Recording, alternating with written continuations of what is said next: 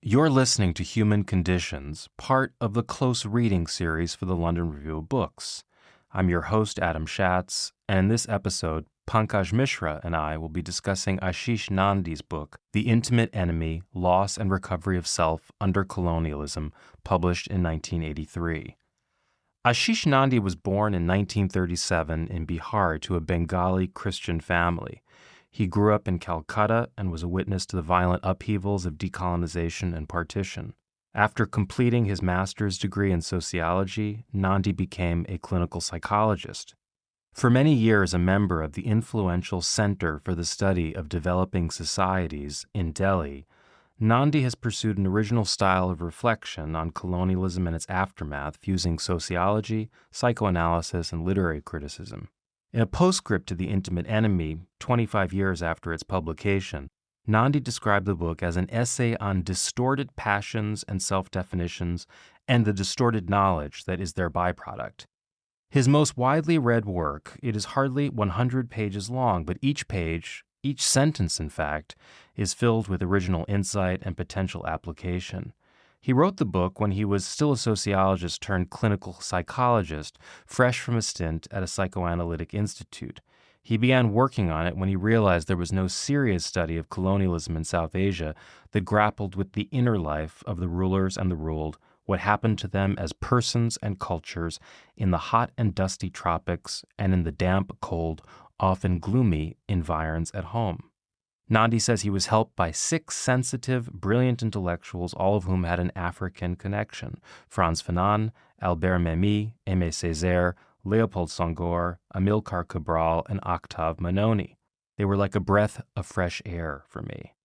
Pankaj, can you tell me where you first encountered The Intimate Enemy and what impression it made on you at the time of your first reading, and perhaps why you've chosen this as one of your exemplary 20th century texts?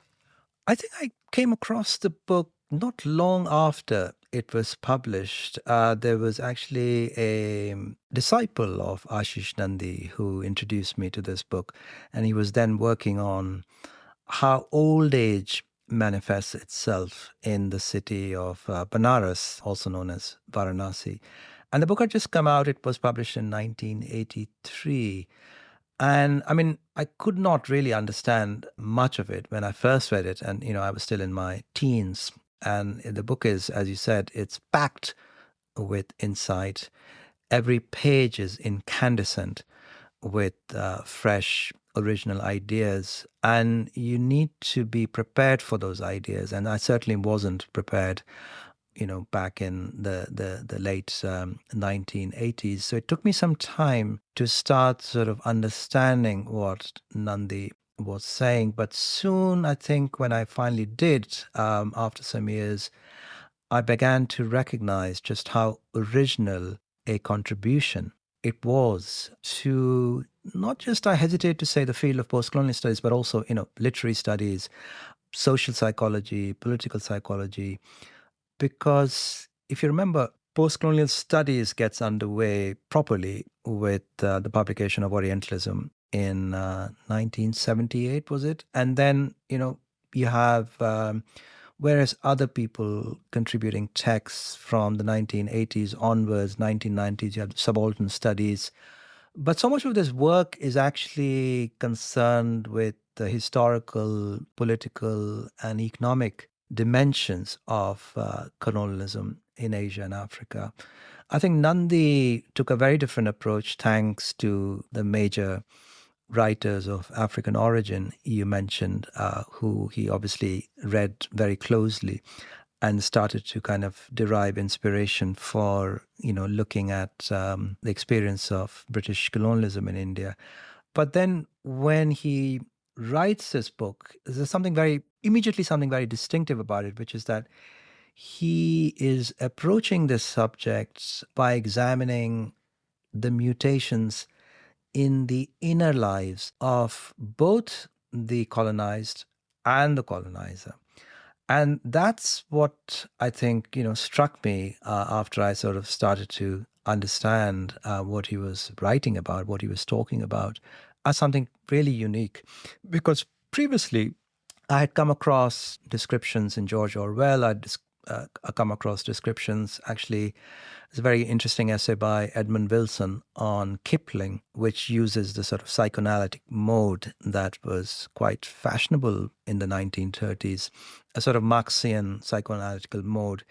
But I hadn't really I'd never come across a text that looked at the ways in which the inner lives were disrupted, damaged by the arrival of British colonialism in very traditional societies like that of India. And I think over the years, the book has retained, not just retained, but enhanced its status because it opened up a whole new realm of thought about various things that have become more politically pertinent, rather than less. For instance, I mean, the whole idea of nationalism as a kind of imitative response, as a kind of mimicry of the sort of power of imperialism.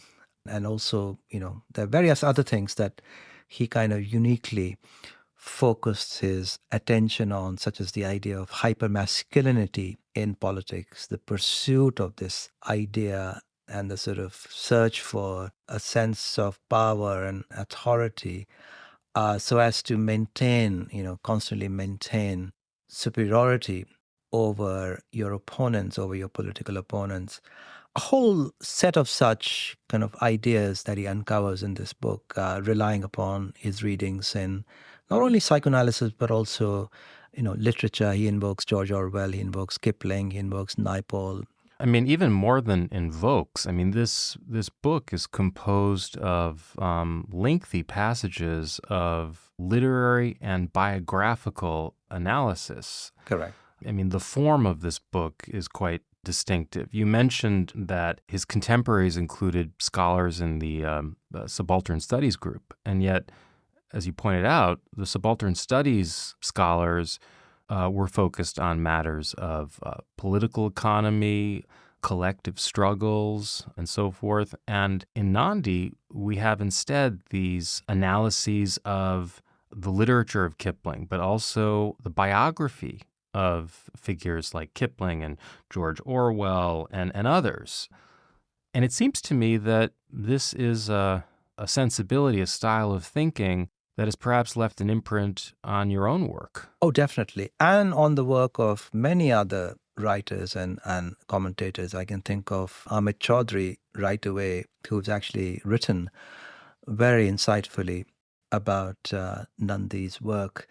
I think, one reason why people like myself are drawn to Nandi is also because he works without the kind of academic, intellectual protocols that might inhibit thought, let's say, subaltern studies, for instance. Subaltern studies is primarily an academic venture and is so still kind of restrained by certain disciplinary boundaries.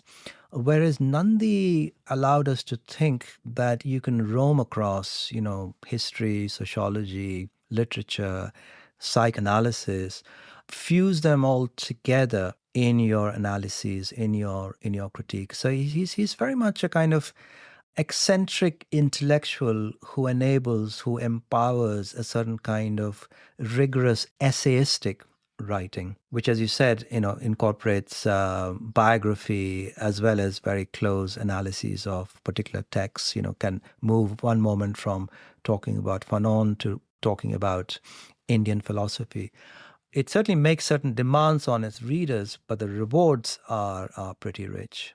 The book is organized into two sections. There's the first essay, The Psychology of Colonialism, Sex, Age, and Ideology in British India.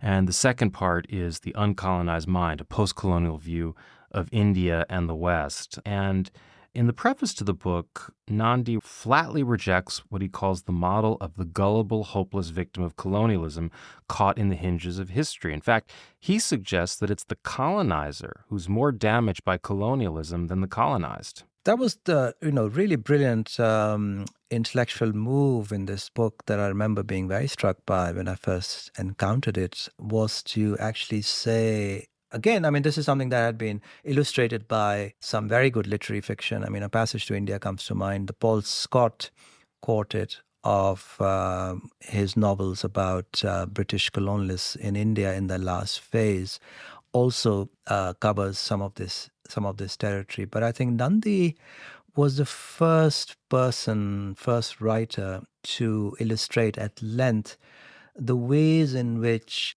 colonialism was deeply damaging for the colonizer in the way it induced deep disruptions in the cultures and the inner lives of the colonizing peoples and made them disconnected from certain virtues, very important virtues of tolerance, of compassion, of, understanding, and made them much, much harder, much more, let's say, unyielding in their attitude towards the world with, damaging consequences, obviously. I mean, I think we are very accustomed to a certain biography of the colonizer who, if doesn't grow up in India, is sent back to England to be educated here. I mean, I've personally come across people like that who were sent back to England to be educated here.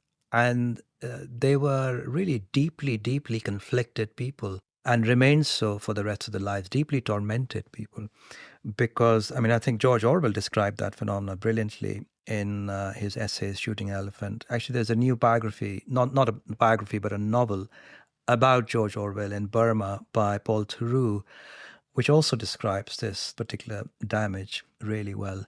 But it was Nandi who gave a kind of theoretical elaboration to these sort of ideas that had been previously explored only in literary fiction. It's an intuition that he shares with figures like Aimé Césaire when he writes about the decivilizing effects on the colonizer, or for that matter, James Baldwin, when he argues that it's the white man who doesn't really know who he is, who has no sense of reality. Indeed. And I think he adds to that by saying that, sometimes it's the colonized that is best placed to preserve the values that the colonizer has abandoned too rashly. So the colonized, in his pursuit of hypermasculinity, undervalues certain ideals such as tolerance or weakness or passivity that this figure has come to associate with femininity. And in fact, those values, those very important values, have to be then preserved and maintained by the people he colonizes. So he kind of, what I think he's trying to do with all this is to sort of dismantle the polarized way in which we normally see the confrontation between the colonizer and the colonized. Thanks for listening to this extract from Human Conditions, a close reading series from the London Review of Books. To listen to the full episode and all our other close reading series, sign up to our close reading subscription at lrb.me/close readings or click on the link in the description.